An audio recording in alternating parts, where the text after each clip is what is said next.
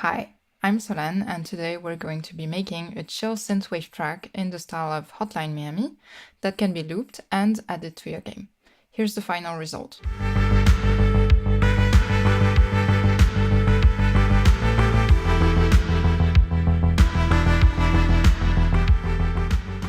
So we will do this in 6 steps. First we will get a reference track, then we'll set up the project, we'll compose an A section, then a B section, we'll make it loop, and then we'll export it.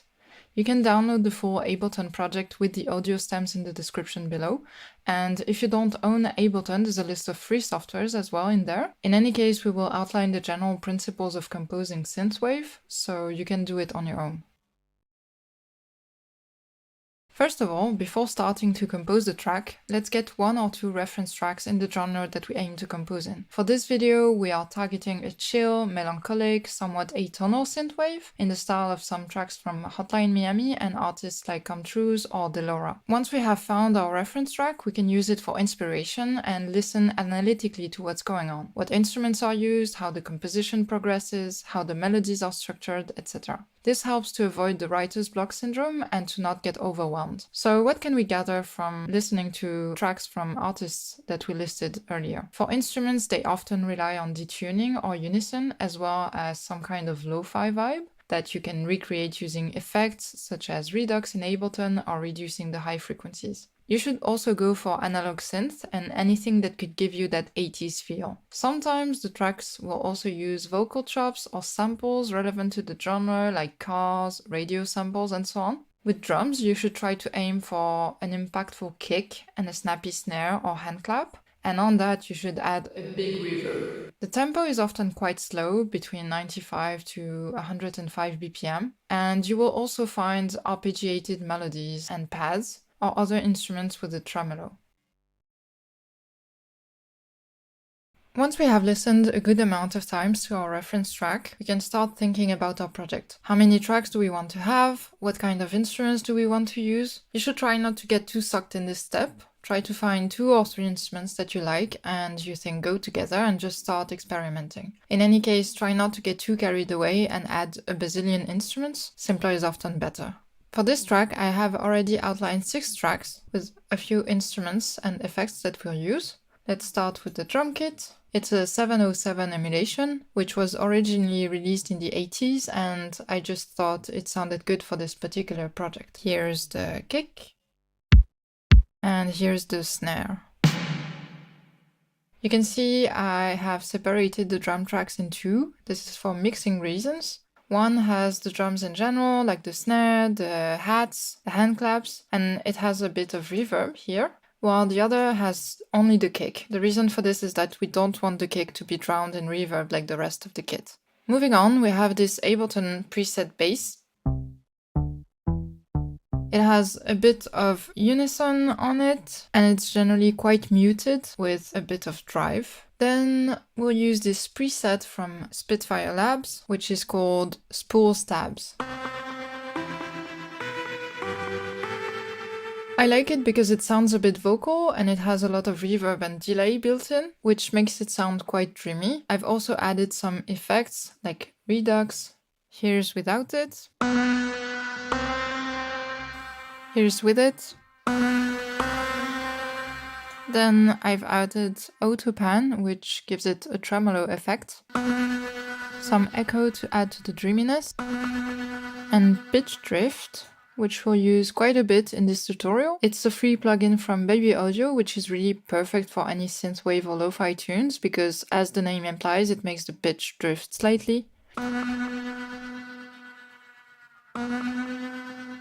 I've added some EQ as well to avoid muddiness in the low frequencies. Then we will use this Ableton preset for the pad.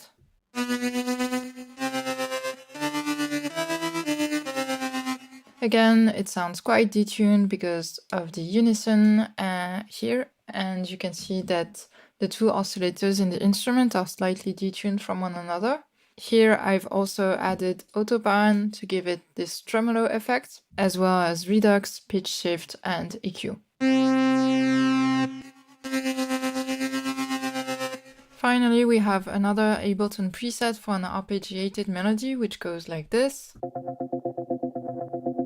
You can see that I've added an arpeggiator MIDI effect here, but you could also just program the notes in your DAW if you wanted to. I've used similar effects here with the addition of Fracture, which is also a free plugin from Glitch Machines and adds some texture and detuning to the instruments.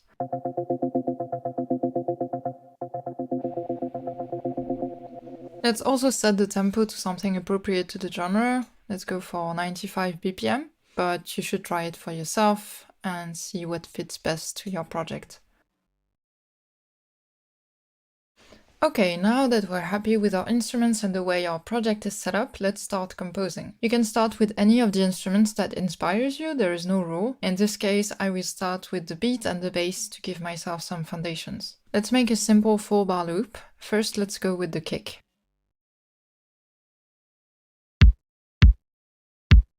I'm going to layer it with another sound from the kit.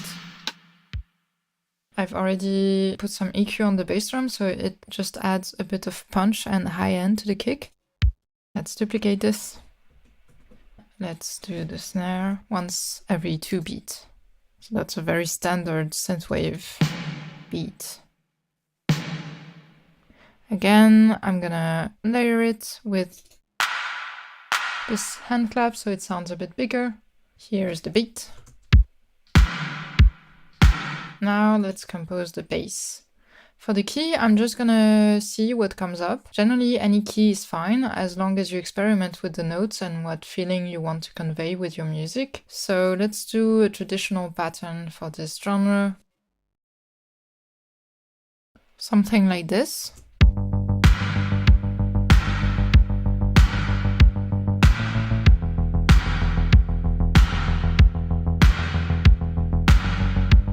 So it sounds nice, but it's missing a key ingredient, which is the sidechain. What it means is that we want the bass to duck whenever the kick hits, and we're going to do this using a sidechain. A tip is to have a separate track for the sidechain kick instead of using the main kick, so that we're sure that the kick is always the same and it triggers the sidechain always in the same place. So even if your main kick has variations in it, let's say later in the track you want to do a bit of a roll or whatever, then the sidechain will still remain the same and give that repetitive pumping feel. So how we're going to do that is by duplicating the main kick track, renaming it to sidechain kick, muting it, and then we can just extend it to however long we want. And then on the bass, we're going to use a compressor like this.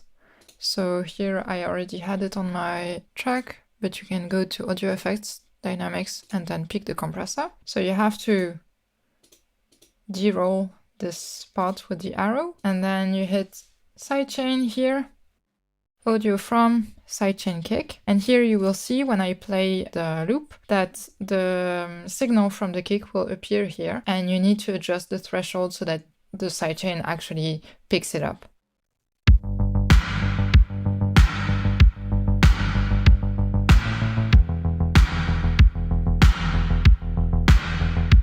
So now you can hear that the bass ducks whenever the kick hits, which is much better. Let's compose the melody for this section. I want to go for a chill, melancholic tune and try not to overdo it, to leave space for other instruments. So let's try to come up with something.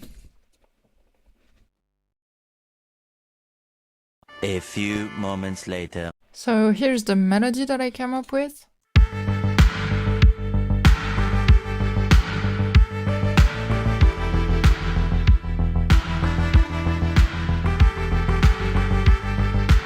You can see that it's fairly static, so there's not a lot of drama with big intervals and so on. It's more laid back. Let's duplicate this. Let's build up on it to add some intensity as we go. I'm just gonna build on the first one by adding notes, shortening some of them, and placing them maybe on odd beats so that it's a bit bouncy and more intense.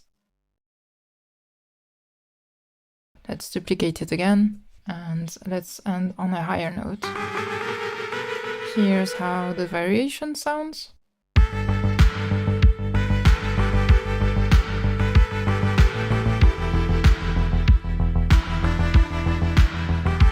So now we have a basic loop and we can call it our Hey section. We will expand on that loop and build even further intensity. Let's duplicate that last part and make the melody even more intense. Let's add a few notes so that the melody feels a bit more crowded.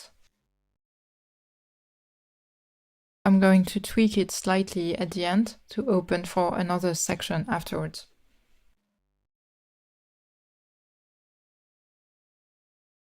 To complete this intensity buildup, let's add a pad. The instrument we have chosen is heavily detuned, so we should keep it pretty simple and steady, so that the song as a whole is not too out of tune.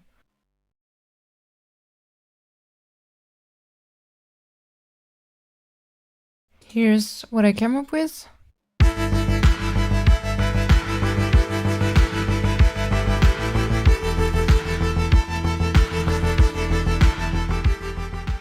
We just have to maybe add some variations in the drums to complete this section. So we can do, for example, a tom roll in the last section.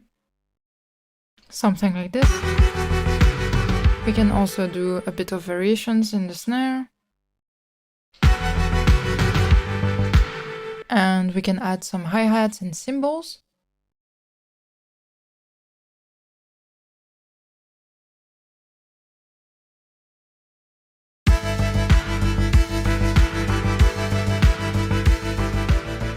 Let's finish by adding some sidechain everywhere so that it has this very typical synthwave feel. Let's just copy the compressor from the bass to the other parts.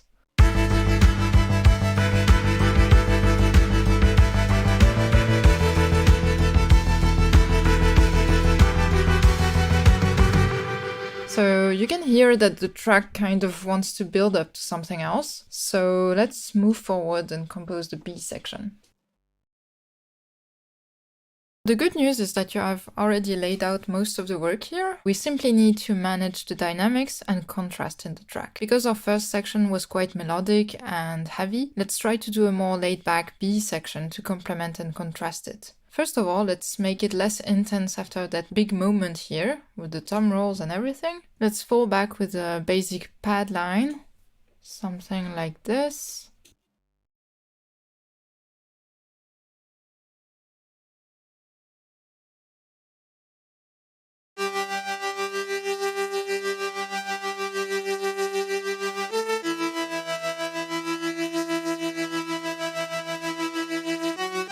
So you can see it has long notes, but still a bit of rhythm. We extended the sidechain kick throughout this section so we can keep the pumping effect. And we can add an automation on a filter cutoff so that it sounds a bit muffled and less intense in the beginning. Let's go to EQ and filters, auto filter, and then let's add an automation on the frequency cutoff.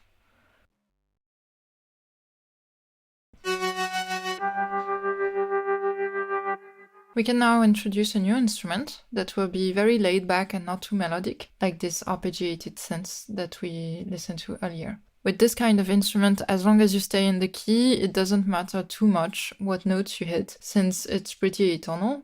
In our case, we are composing in E minor, so let's input a few chords in there.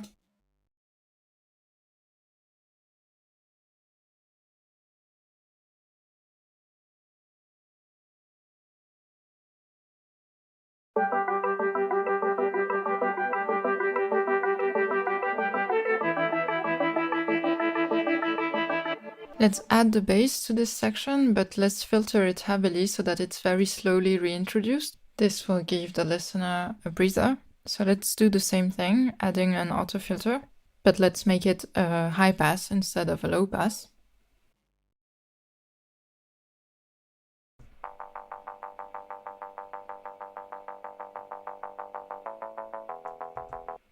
We can now duplicate this part and come up with variations on the instruments, while still keeping it as laid back as possible. The idea would be now to reintroduce progressively the drums as we did with the bass. So we can take our first loop again and just do exactly the same thing. So adding some filters Here's how it sounds at the beginning. You can hear that it's coming back very slowly.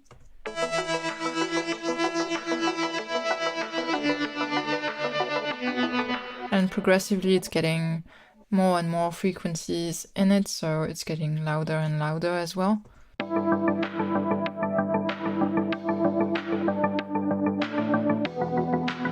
So this gives a feeling of progression as well to the track. Finally, we're going to want to reintroduce the melody so that when we make it loop, it's not completely coming out of the blue. So let's do that, but very lightly with some short, very distant notes. Here's what I came up with for the melody.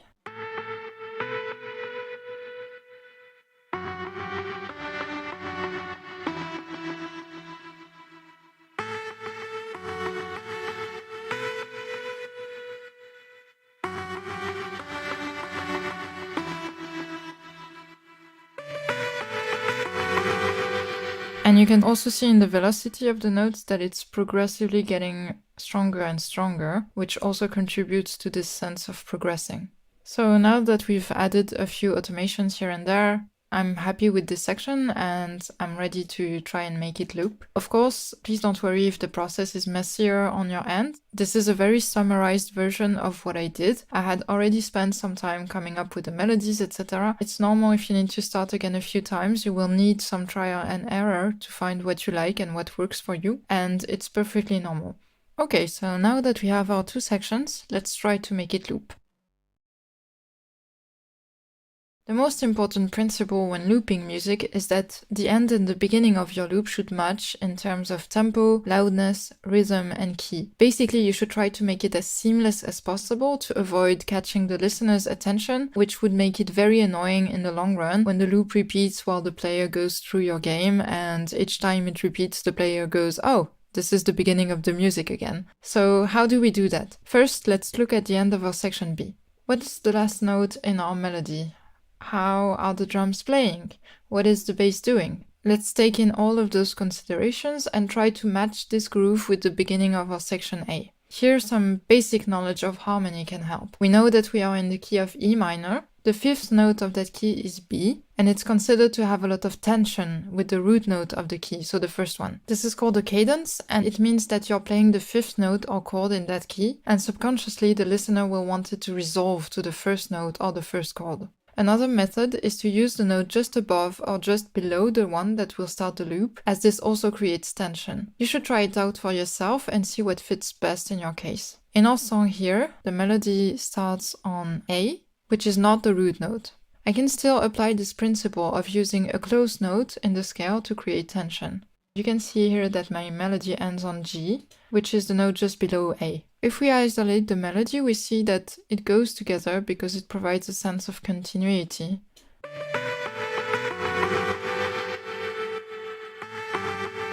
However, even if the notes match in terms of distance, we see that the melody goes from quite sparse here to something quite longer here, which does not go really together. And actually, we've made the melody a bit more intense here when we duplicated this section earlier and changed a bit the notes and made them shorter.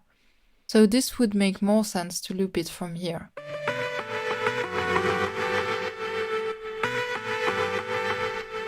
What do we do with this section? We can still use it as an intro to the song by using some filters so that it all comes very gradually in the track like we did with the bass and the drums in this section. This would also allow your game to be a bit less repetitive, since the music will play this introduction just once and then will loop onto the main section.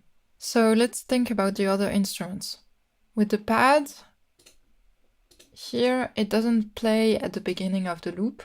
So we don't really have to worry about it fitting with the notes. And since it has a long reverb tail, it will not cut abruptly. Same goes for the arpeggio here. You can see here in the piano roll that the notes put a lot of emphasis on the fifth note of the key, B. So you have it here twice at different octaves, as well as the seventh note of the key, which is F sharp. So this creates a lot of tension before it loops. You can see it also here. The bass keeps the same pattern throughout the song, so this is fine. The only thing to be careful about is that the filter matches in the end and beginning of the loop. So let's check the automation. You can see here it goes to the same value as in the beginning of the loop. Same goes for the drums. You can also decide to not make it match, but then you have to be really careful and listen to it in solo to make sure that it's not too abrupt and that it fits the genre of the song. Finally, we can think a bit about transition effects. These can help tremendously when trying to create impact, tension, and make the composition flow. You shouldn't rely entirely on them, but it gives a push in the right direction. In this track, I've used a whoosh effect that I've created with the analog instrument here. This helps to push the track along at various moments, and notably when it needs to loop. I've also sampled the ride cymbal from our drum kit and used it to punctuate moments, like the whoosh, but a bit more subtle. They actually go together, with the ride providing a bit more tail to the whoosh. So for example, when we want it to loop, this will help to sell it to the listener.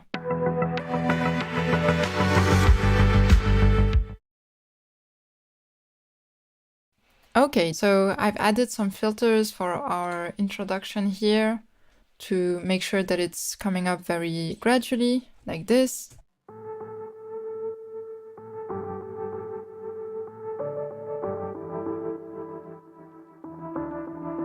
So now our music is complete, and the last step that you will need to do is to understand how to export seamless audio loops to use in your game. We have covered that specific topic in this video, which will show you how to avoid any pops or clicks when importing music loops in your game. I hope this was useful. Feel free to comment with any questions that you may have, and on with the final result.